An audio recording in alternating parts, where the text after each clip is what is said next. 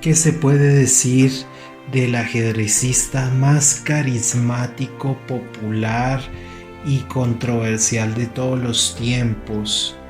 El que para muchos es considerado el mejor de la historia. Estamos hablando, como no, de Bobby Fischer, ajedrecista estadounidense que vivió en la segunda década del siglo XX y que murió en el 2008 en Islandia. Arropado por muchas controversias, muchas polémicas, fue una persona bastante difícil, pero también fue un genio en su campo.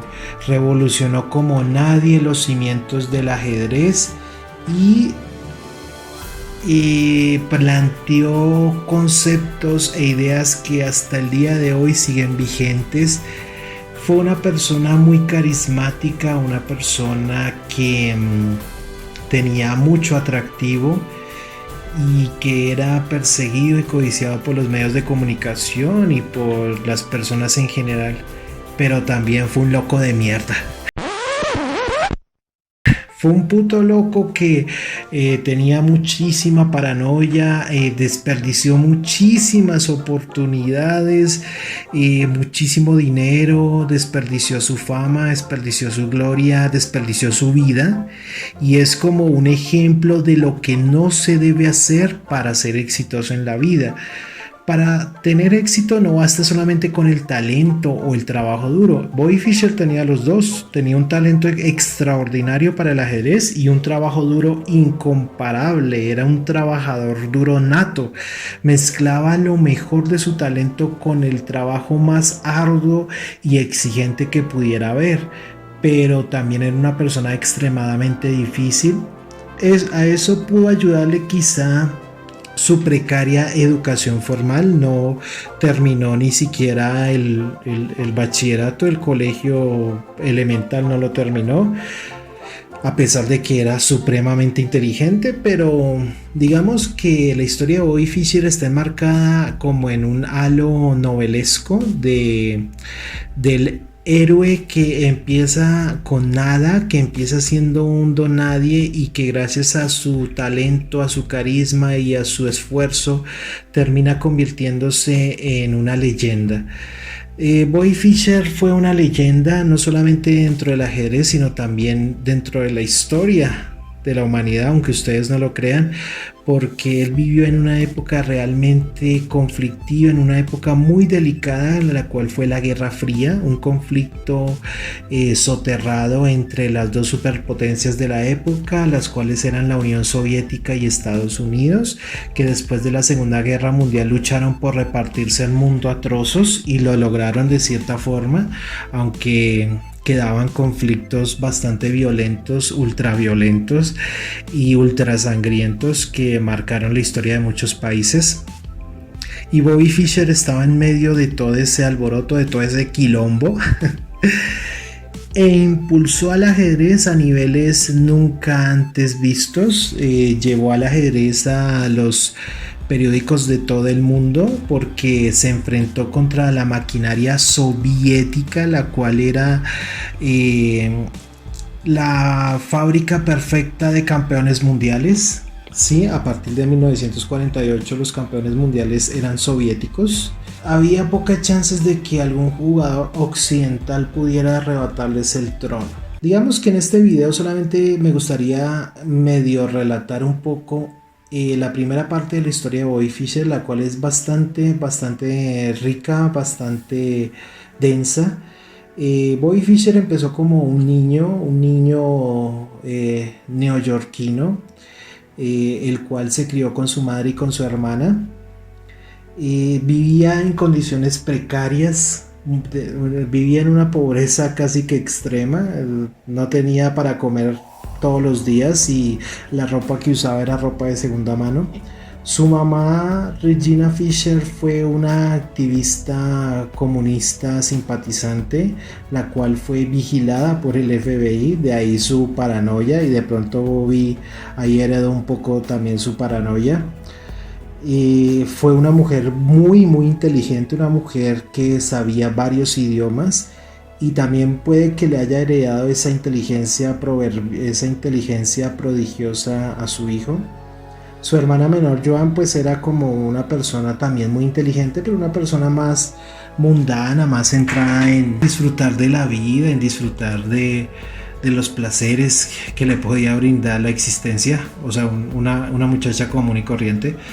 Bobby pues se aficionó al ajedrez desde los 6 años, desde muy niño, debido a que Joan consiguió unos juegos de mesa en una tienda de caramelos y dentro de esos juegos de mesa estaba un ajedrez y había como un manual para enseñar a mover las piezas, cómo jugar el ajedrez. Entonces Bobby aprendió ajedrez de su hermana, que le leía el manual y le instruía sobre cómo mover las piezas.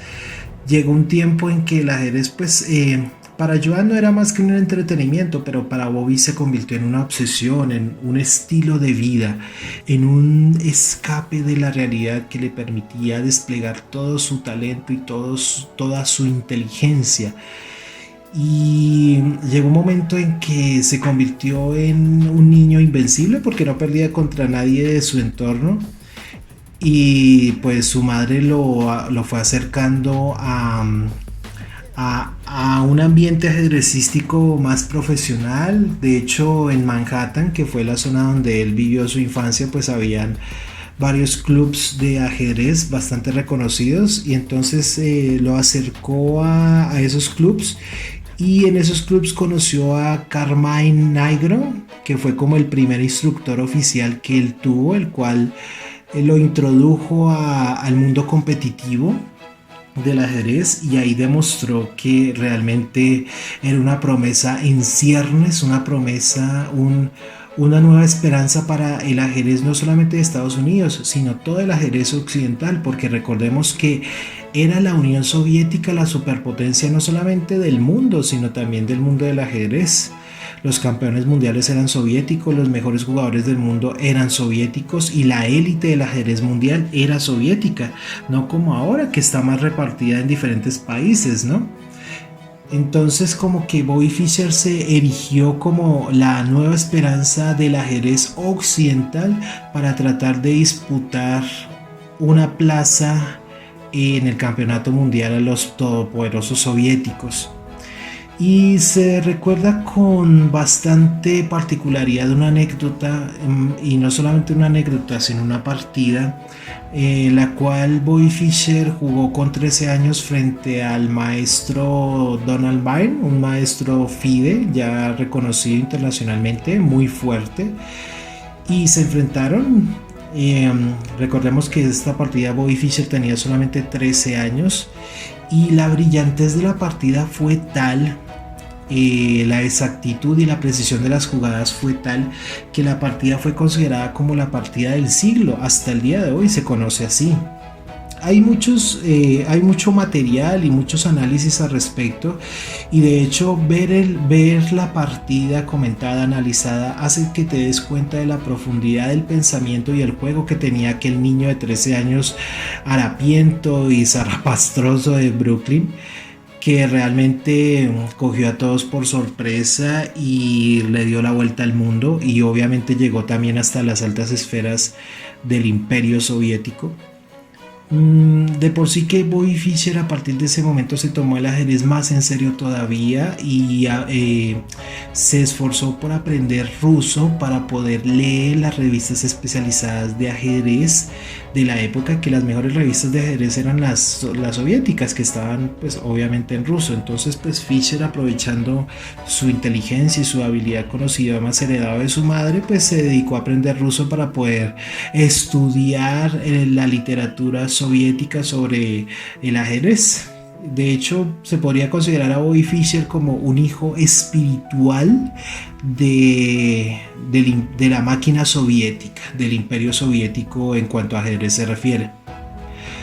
Luego de los 13 años, pues Bobby Fischer participó en otros eventos de gran envergadura, de gran importancia, y llegó al punto de lograr el título de Gran Maestro internacional de ajedrez con tan solo 15 años, el gran maestro más joven de la historia hasta ese entonces, un hecho sin precedentes, un hecho inaudito, y lo hizo jugando contra jugadores muy potentes y muy fuertes de su época. Hoy en día pues hay grandes maestros más jóvenes, hay grandes maestros de 12, 13 años, pero en esa época llegar a ser gran maestro con 15 años fue todo un hito y Bobby Fischer lo logró. Entonces como que la infancia de Fischer estuvo marcada por el despunte en el ajedrez, como el despliegue de un nuevo talento que iba a revolucionar no solamente el ajedrez, sino también todo el deporte mundial como lo conocemos, ¿sí? Y apreciar las partidas de Bobby Fischer es como apreciar a una máquina de otro siglo, de otra época, porque recordemos que Bobby Fischer no tuvo, pues sí tuvo, inicialmente tuvo entrenadores como el mencionado Carmine. Básicamente su formación en ajedrez dependió de su propio esfuerzo, de él mismo. En esa época tampoco existían los computadores personales tal como hoy los conocemos. Entonces él se entrenaba solamente leyendo la literatura rusa, las revistas rusas que estaban a su alcance. Y logró un nivel notabilísimo, un nivel notable, hizo cosas que nunca se pensaron que un niño pobre de Brooklyn podría llegar a ser. Y la historia obviamente no termina aquí, hay muchísimo más para contar, pero por ahora lo dejamos acá. Si te gustó el video, por favor suscríbete al canal, compártelo en tus redes sociales, corre la voz, dile a tus amigos, a tus compañeros, a todo el mundo que vea este video para así ayudar a crecer el canal.